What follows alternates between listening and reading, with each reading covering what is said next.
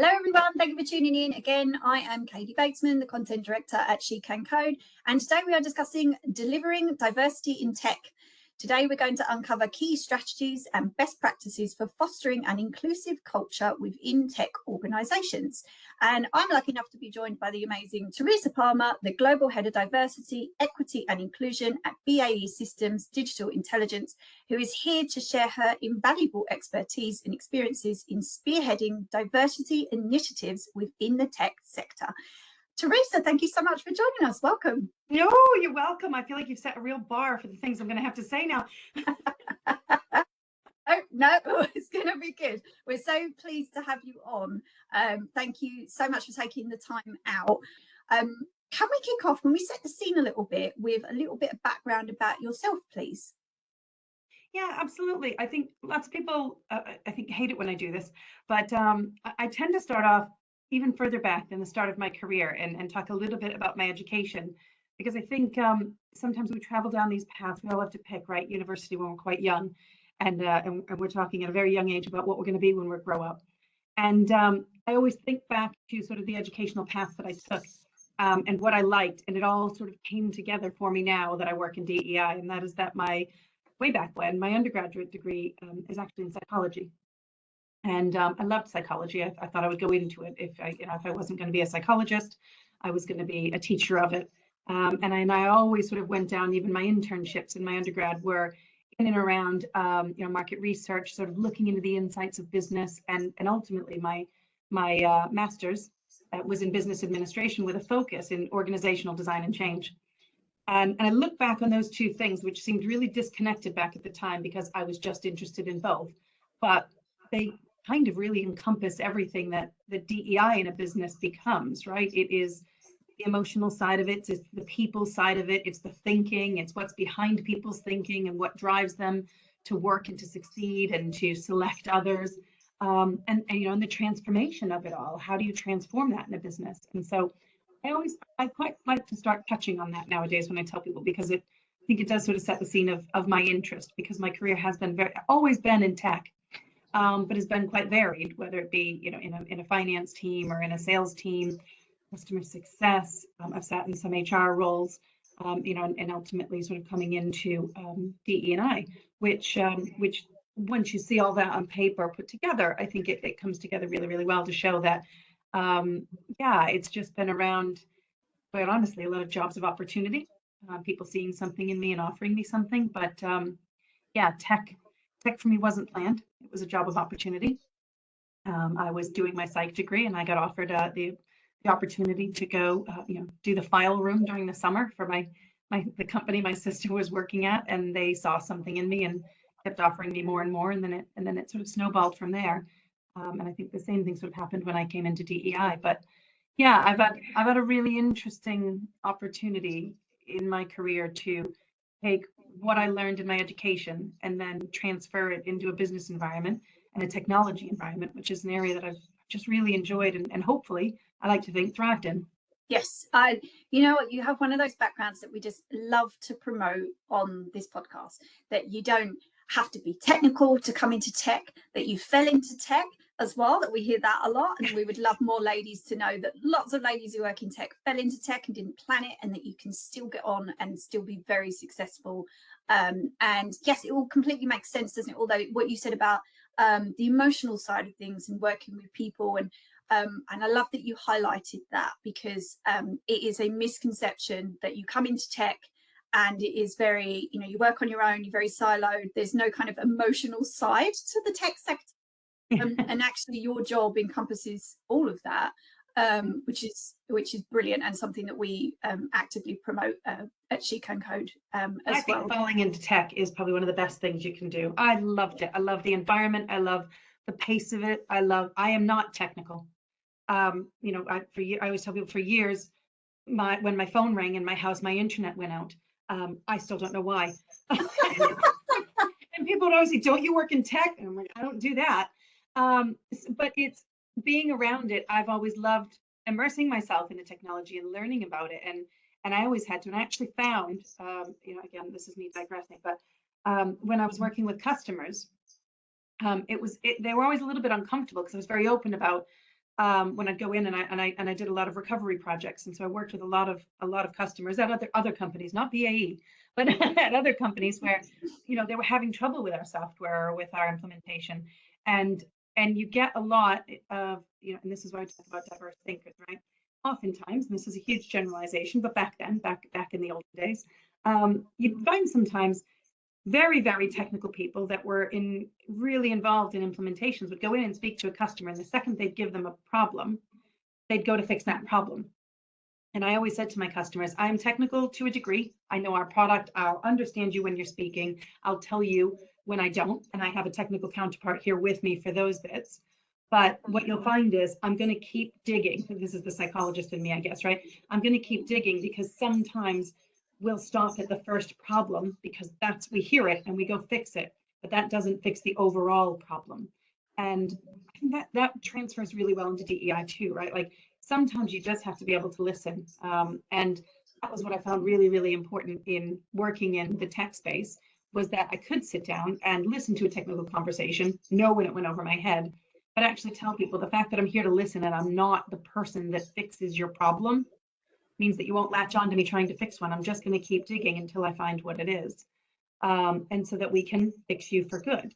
And I really, really enjoyed that about it. And so, yeah, tech for me it was just always a really interesting space. And I'll never forget coming into BAE, and when I interviewed, hearing more about what we do at Digital Intelligence, which is the cyber side of it and the digital side of it. And it was just, I sat in a room with two people interviewing me, and at the end of the interview, they said, I think that's it. Do you have any other questions? And I said, yes. And I said, okay, what? And I said, if you offer me the job and I take it, do I get a cape? And I kind of looked and I went, I feel like we fight bad guys here, and I want to be a part of it.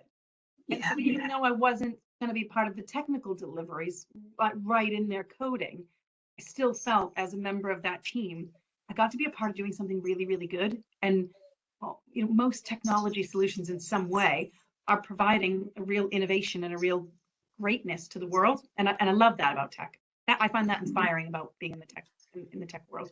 Yes, definitely. And something that more people should know as well, that if you do go into a company like that and you can say, what our mission is, we fight bad guys, that's easier to roll off the tongue anyway when you're meeting somebody and they ask you what you do. But also, right? I don't think my college team will love it. They'll be upset that I've said that on there, but it's not our tagline, but it's definitely what I say over dinner.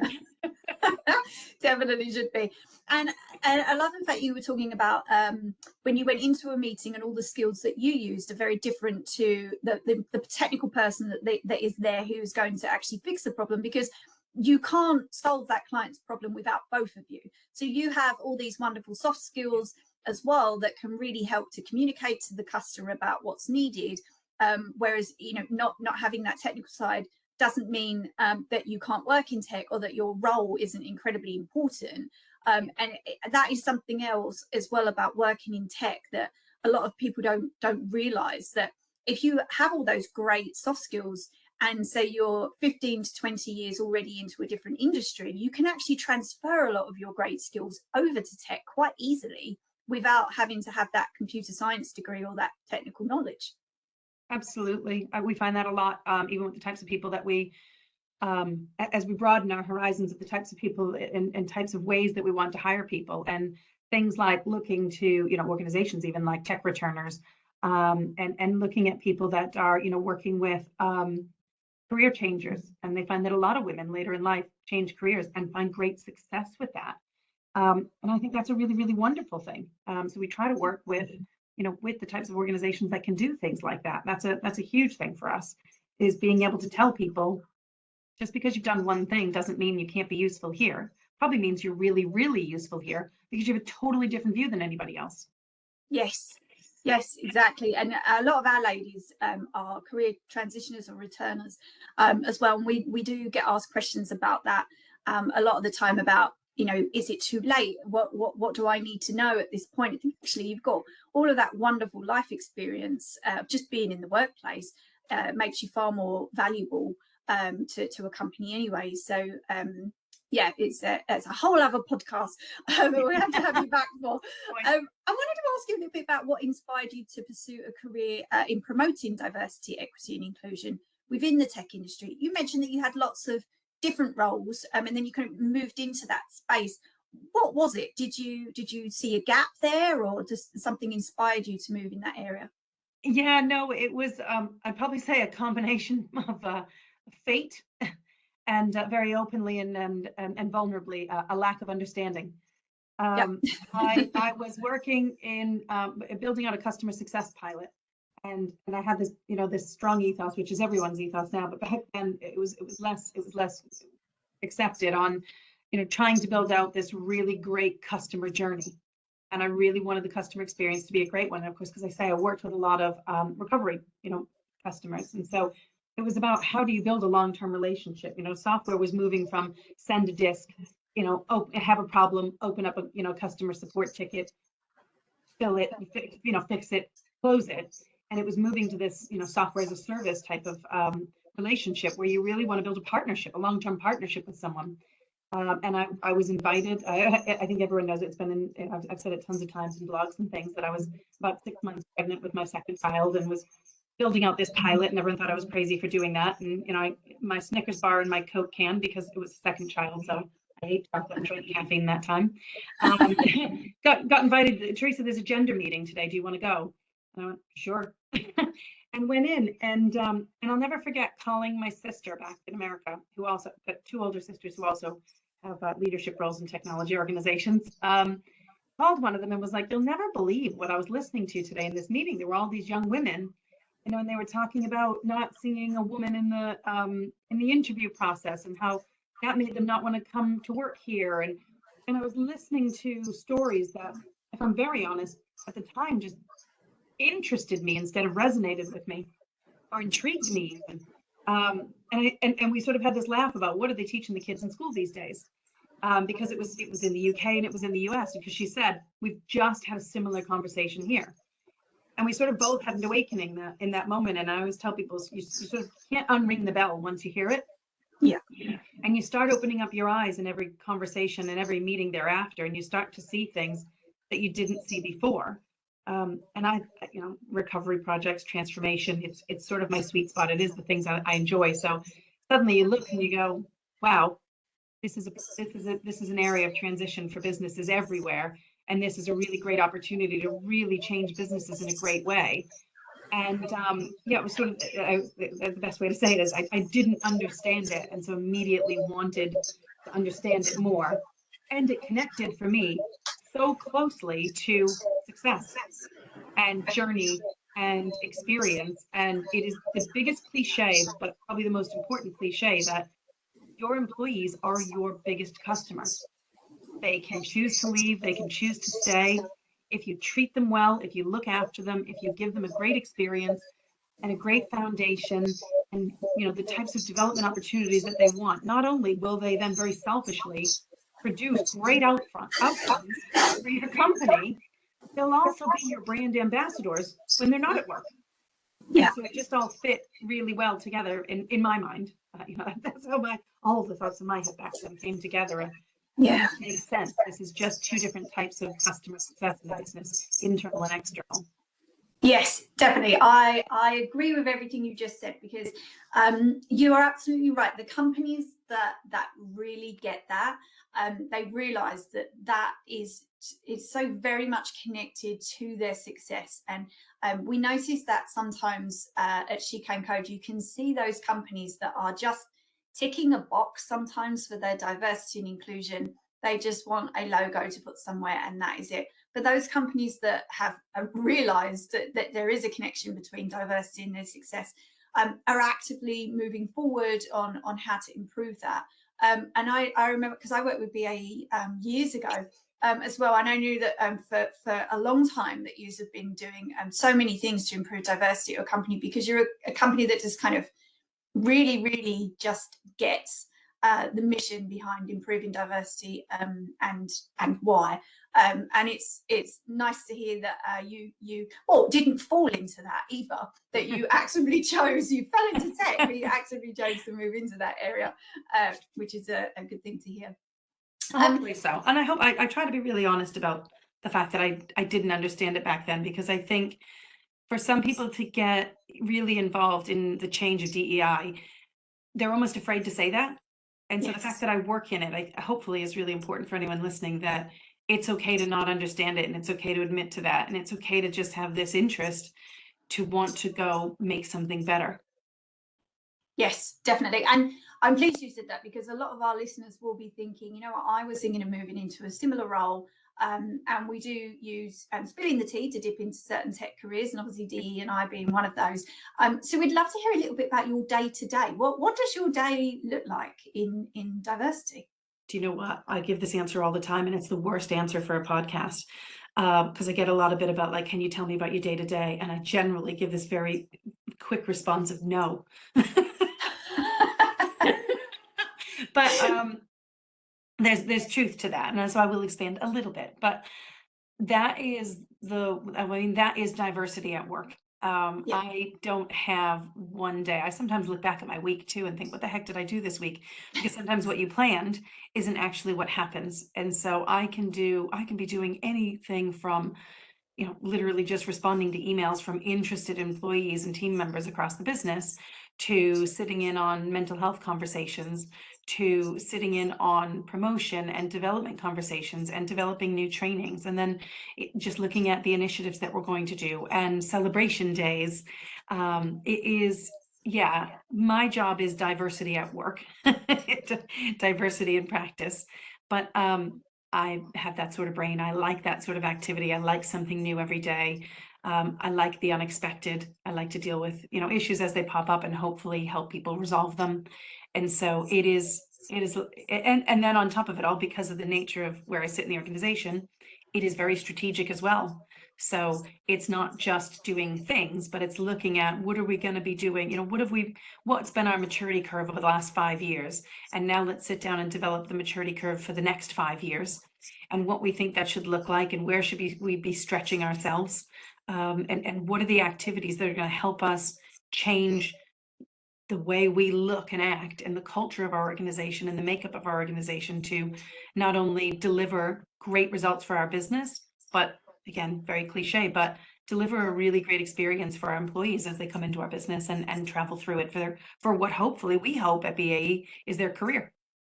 Yes, and measuring that success, you said, and changing strategy if needed. So many companies forget to do that, don't they? They think, you know what, we're going to go down the diversity mission, we're going to be on a mission, we're going to be actively doing lots of different activities, and actually almost forget to go back and measure whether or not they work. Do you know what? It is so true. I have a little note beside me about that, because I think I found one of the funniest things in my role is, when I first took it on, everybody wanted to measure things, right? And there's heads and hearts, and I'm actually quite I'm an empath. I'm a heart leader, and I have had to find that changing my style has been really, really important, and not changing it, evolving. I'll say evolving, because I didn't need to change it. I still need that heart side of me, but there is, a whole host of people that, lead with their head. And so you have to find that balance, and the metrics really help that. But all those leading with their heart, that even though they wanted the metrics, second you do it, it becomes really a real visceral response. And so part of the strategic approach that I put into place a number of years ago was actually around a holistic view of our customer, if you will, our employee. And it was around building this life cycle of inclusive policies and processes, but then engaging with employees regularly, so we understood, where they wanted to go, what they were hearing, what they were feeling. And then it was around, mental health and well-being, and are we making sure that we're checking in on those? And only the fourth quadrant was around metrics and measurement, and how do we look at our KPIs at the end of the day? And I've always made really, really clear that in that life cycle, if we're doing the first 3 quadrants appropriately and authentically, and we're really trying at building out our processes, checking with our people, and making sure that there's a great mental health and well-being experience, then actually those metrics just show us if it's working. And if it isn't, you check and change. and you say that's actually not working for our population, what can we do for our community to make it better? And it becomes a really great way to measure, because you actually are just checking that things are working and things are going in a positive direction. And if they're not, accept that, own that, communicate that, and change it. Yes, and that's actually putting those words into action as well, and feeling like, you know, as a company you're moving forward, as a department you're moving forward. Yeah. But instead of that, just kind of, as we said, that ticking that box, oh, we do something but nobody's measured it, and we can't actually put our finger on what we did, but we think we did something. Yeah, and we think people liked it. It must have gone well. And that's the hard thing with DE&I. You can do tons of wonderful things, but if you don't, and that's the engagement with your community, right? If you there's tons of initiatives you can do, and different ones will work at different companies. So you really need to know your people, and you need to know your organization. You need to constantly see how it's developing and growing, because I could come up with 5 great ideas that have worked wonderful somewhere else and go out and throw them out into our business. And it doesn't mean that it actually addresses anything that's important to our people, or causes any real change in the way that they feel or their experience at work. Yeah, exactly. It's just keeping an eye on your community, and measuring the success. We've already touched upon this a little bit, but I wanted to ask your perspective on, why is diversity crucial for the success and innovation of tech companies? And you touched upon that a little bit earlier, but why do you think it is crucial? I love this. This is another one of my trick responses. It's not just a no this time, though. I've been asked this question before, and interestingly, I think my best response to this, for that question, is actually to change it around and say, why would anybody think it isn't crucial? Yeah. I think we'd find our future leaders far easier if we asked that question, instead of even an interview saying, do you think it's important? Why do you think it's important? What do you think the things are that you could do? Because innovation, right? And that's technology. Technology is innovation. Innovation is change. Change is often driven from imagination and creativity, but then you need to connect that, right, with the logical, delivery focused people that are going to go and make that happen, and then every little bit in between. And so that's diversity. And if people can't immediately see why that is crucial to the success of any company, let alone an innovative technology organization, you'd almost want to start, it's almost a screening process question of, if you don't think it's important, educate me why. How could you not?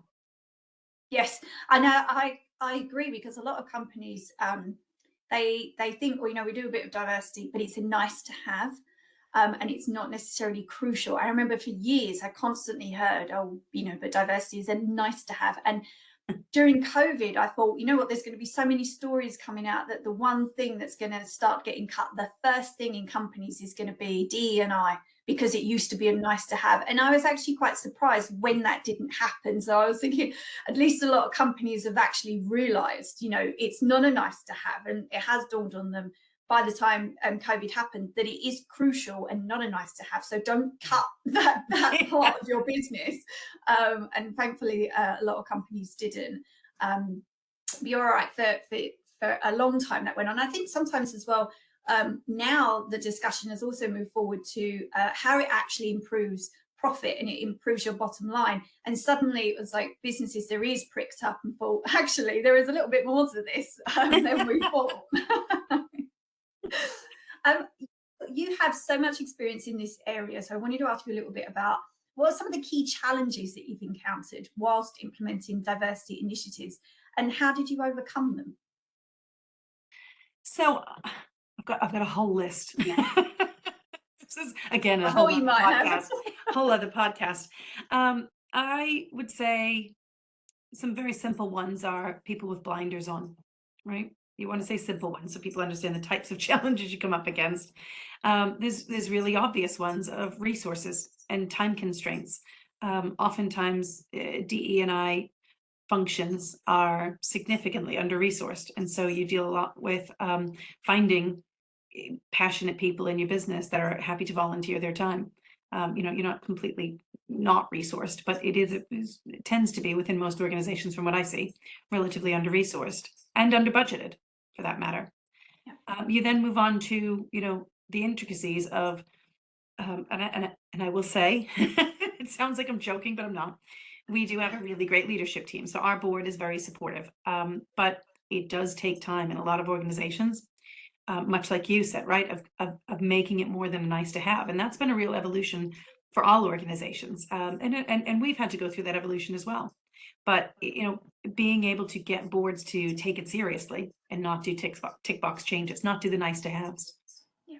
And then you have to broaden the conversation, right? So it's really hard, and it's, and I can't help but, be very, connected to the gender topic, but it's not the only thing out there. So we have to broaden that conversation while still keeping things like gender in people's faces, but it is bigger. I'm a woman, but I'm diverse for so many different reasons other than that. And I need to make sure that gets carried across, and we continue to look for the new types of diversity that will come up, and make sure that those get brought into the conversation and get held in just as high a regard and get taken just as seriously. And so, yeah, tenacity has been important. I talked earlier, right, about being able to adapt the way that I change and the way that I influence. And so that's been, I think, really, really big for me, and making sure that things get implemented, and hitting those challenges head on, is being constantly self-aware about my style and other people's styles. But this is what everyone should be doing, right? This is what we say should be happening. And so hopefully it's me putting it into practice, is what is my influencing style, and is it working? And if not, what do I need to tweak to make that work? So I think that's, and it's the heads and hearts thing again, is how can I make sure that I'm speaking to everybody? And because I can't sell to the hearts with my head, and I can't sell to the heads with my heart. And ultimately it's just not stopping. Keep my open mind, don't stop, stay steadfast, and know that this type of change takes a while. Don't be complacent with that, and accept that it's going to take a while, but know that it is, and then just keep going, really. Yes, yeah, and it taking a while leads into something else you said there about leadership as well. Really, the only way that you can make that change if it is coming from the leadership team, and I have had experience with BAE Systems leadership team, and I do know that there are so many advocates that it just trickles down, and that a company can't change its culture with just one person, and it has to trickle down. And it is so important to bring about that change, because if you're looking up and people are not doing what you're being told, then obviously, as a company, your culture is not going to change at all. BAE, I wanted to pick into some of the successful strategies that have been employed at BAE Systems to foster a more inclusive and diverse work environment. Can you share a few of those? Yeah, I mean, the first one is right in the question. Have a strategy. Have a strategy. You'd be Yeah. surprised how many people I speak to that work in this area that don't. Or again, in their organizations, it's not something that's seen to need a strategy. So be confident, and be, again, steadfast that you need to have a strategy, and then stick to it. Obviously, be ready to evolve and change, but stick to it. If you're not achieving, don't change it right away. Check against it and say, why isn't it working? Be inquisitive, right? Why isn't it working? Why isn't it landing? What do we need to do? If this is really what we wanted to achieve, what are the things in our business that are stopping us from achieving it? A lot of people, again, have a tendency to completely change their strategy and go, well, that one wasn't working. Well, actually, the question with DEI is, why isn't it working? And constantly asking that why question. Speak to your people. Speak to your people all the time. So funnily enough, Kaylee, you said earlier, but it's, don't leave D&I to one person. It is not a one-person job. It needs to be everybody. Everybody doesn't have to commit to everything in my strategy. And I always say, if I could get everybody, though, to pick even one small thing, the types of change that we could make in the company would be outstanding, absolutely outstanding. I spoke earlier about a maturity curve. It's a really good thing to take a step back. Academic exercises are not always best, but every now and again to do an academic exercise, either in a benchmarking activity or in creating that maturity curve and seeing where you're at on it. Use one that already exists, see where you sit on it, and then constantly check on it. Put your KPIs against it, establish objectives and KPIs, and then measure against them. measure against them to see how you're doing. You'll hear me say over and over again, and then check with your people. That evolution of thought and activity means that you are delivering the types of change that your people will respond to.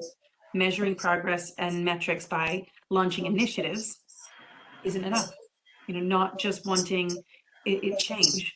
Look at your process, look at your engagement, look at your well-being, look at your people, and then make sure that the things that you're delivering to them actually speak to the changes that they need in their environment to be productive, to be healthy, to be happy, and to develop. That to me are sort of, if you need to do a little box of what can I do, that's it. I mean, there's a lot in that actually, but it doesn't seem like it when you put it on paper. But if you stick to those sort of principles, there's so much more you can do, yes. But those core principles will keep you honest with yourself, and how you deliver successful strategies. And again, the key is have one. Yes, I was going to say, yeah, your key Have point. one. Go back to the beginning. Have a strategy. Sounds very simple, but actually, there will be at least one person listening to this going, "That's a good point." Yeah, instead of somebody that, companies just thinking, oh, we've got a few women that we use as spokespeople when, there's something they need to be on that's to do with women in tech, and we send them out and it's good PR. That's not a strategy. Yeah, that's not your strategy. Yeah. Part of it, but not your strategy. Yeah, and when you do send women out, send them out to talk about your business, send them to talk about the fantastic things that they're doing, the work that they're delivering. Don't send them out to talk about being a woman in tech. Yes. I couldn't agree more.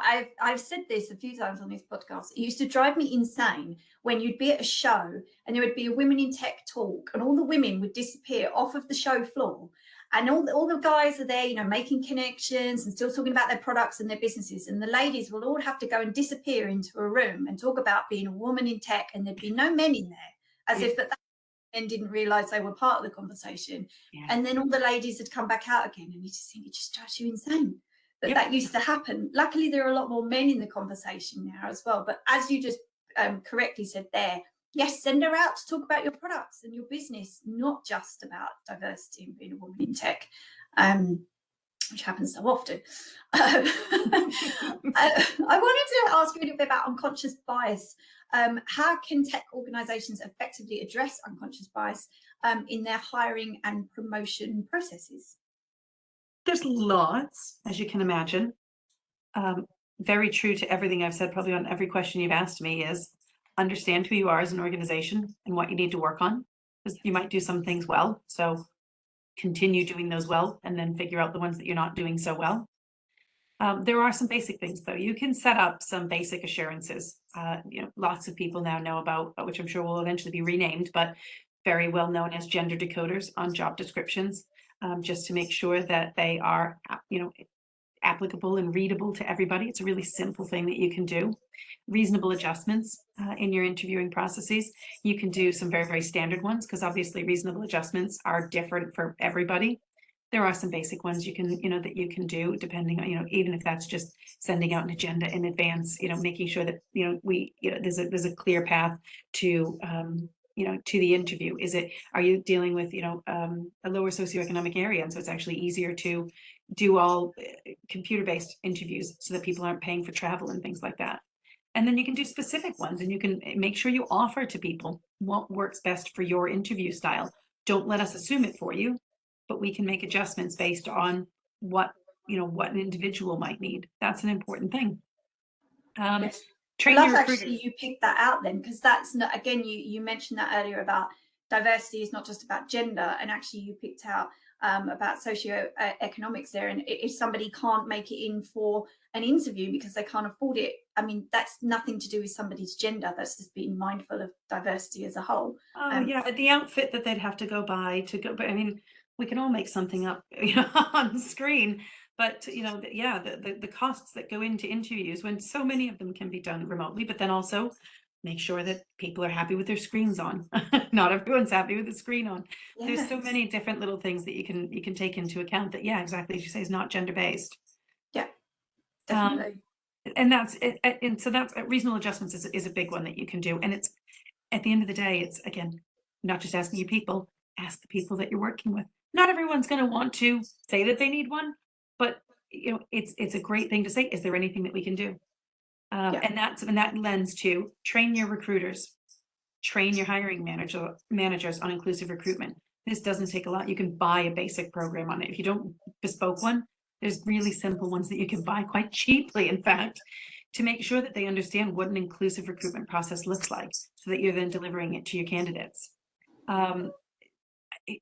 There's, it's lots of people trial more. Trial what works. Some companies, have great success with blind CVs, broadening your talent pools. I always say, don't move your funnel of where you get folks, widen it so that you're still bringing in people from all over. You're still bringing in diverse minds, but work with different types of recruiters. There are recruiters that specify in different communities and different areas.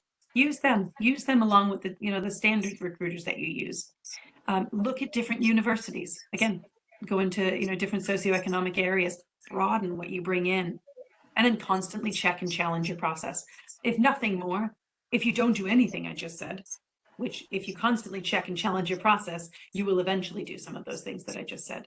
And all of those things, then checking and challenging, then makes you start to realize what's working and what isn't, and whether or not you're actually achieving the outcomes that you're looking for. But there is tons you can do. Those are just some examples, but there are tons you can do for unconscious bias in your hiring and promotion processes. Yeah, and there isn't one silver bullet for everything either. There are a whole host of things that Yeah. need to be part of it. The check and challenge is so important, and I've said this a lot for, say, I've just done a lot of hiring, right? But promotion processes, I am absolutely fine if, and I'll use a very specific male and female example, right? If somebody can come, if a promotion of a particular area comes out, and I don't know, 4 men get promoted, if that business area can check and challenge the process that they used, and those 4 people were by far and away the right people to be promoted at that time, then your process is working. If they can't come back and give a good reason why those 4 men were promoted, say over 4 women who didn't get it, then there's a problem with the process. And so the check and challenge, I think, becomes really, really important, because at times there will be decisions where, again, it is the man over the woman. If we know why, and that makes sense, and then there's a development plan, say for the candidate that didn't get it, then it's making sense, and we're developing people in the right way, because you also don't want to be promoting people or moving people around into roles that they can't do and they're not going to succeed at and they're not going to feel great about.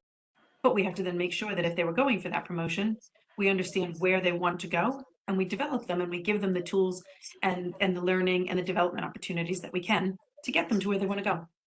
Yes, definitely. And actually touching upon that, you mentioned promotion. That's great, because I wanted to talk to you a little bit about mentorship and sponsorship, which can sometimes lead you on to promotion in the direction that you want to progress in. I wanted to ask you, what role can mentorship and sponsorship programs play in promoting diversity and supporting underrepresented groups in the tech sector? Both mentorship and sponsorship is something that we really advocate for at Code Code, and they're so important, aren't they, in promoting diversity within tech? They are. It's one of those areas, controversially, I'll say this. It's one of those areas, though, that, much like you just said, you promote them and they're so important to you. I think businesses need to pick these programs up. They work so incredibly well for some people. They're not for everybody. And so the reason that I say controversially is because then everyone's going to say, oh, she doesn't think mentoring and sponsorship is important. I absolutely do. What I don't want businesses to do is think that they've ticked a box once they've put something like that in place. Yes. It doesn't work for everybody. And so Yes. that can't be your only approach to driving change in your business, right? I have heard that, Theresa, because Yeah. I've heard, oh, my company, they set up a mentoring program, and I was matched with somebody, and I barely met them. And when I did meet them, actually, we weren't a great match, and we didn't use the time well. And you're right, on a surface level, that company looked like it was doing something great. They've done it. They've done it. We've got this great mentoring program. Everyone's matched up. Yeah. It's an important option. It is an important option, because it can, and it has been proven, right? It has been studies, everything. It can be a huge catalyst for some people, and really what they need. And I'll say this, sadly, right? Sadly, that for some, particularly for marginalized groups, that they actually need this. But we know in our society and where we're at in the evolution of DE&I in the world today, it absolutely is a catalyst for people to help them with something that they currently weren't going to have access to. And equity is about creating opportunities, right? And that's why I say it's not for everyone. It's about creating opportunities that suit many, and it's not one opportunity for all. So don't, as we just said, don't let it be your only thing. Mentorship is one way of making sure, and sponsorship and coaching, right? These are all tools in your box. Make sure that you have them there, get it out there to make sure that your organization has access to it. And we try to do that. We try to partner. If we can't do it internally, we partner with organizations that can do it. We also we have something called a RISE mentoring program that was created actually really by one of our employee resource groups. And they've partnered with other organizations too, right? Because you don't have to do it just within your own organization. You can partner with others and have this great cross-pollination of information and ideas and experiences that give people opportunities and insights to help further their own careers. Yes, definitely. I completely agree. It really does depend on the person, and hopefully businesses don't hide behind certain things as well, and thinking that they're, again, ticking boxes, and it's not really helping everybody. We are almost out of time, and I have one last question I wanted to ask you. Looking ahead, what do you envision for the future of diversity and inclusion in the tech sector, and what steps do you believe are necessary to achieve those goals? There's a loaded question. There's a lot you can unpack there. You can unpack a lot there. Do you know what? My short answer is what do I see ahead? I see a long road. Yeah. That hopefully will not discourage anyone. It will inspire them. We have done a great deal.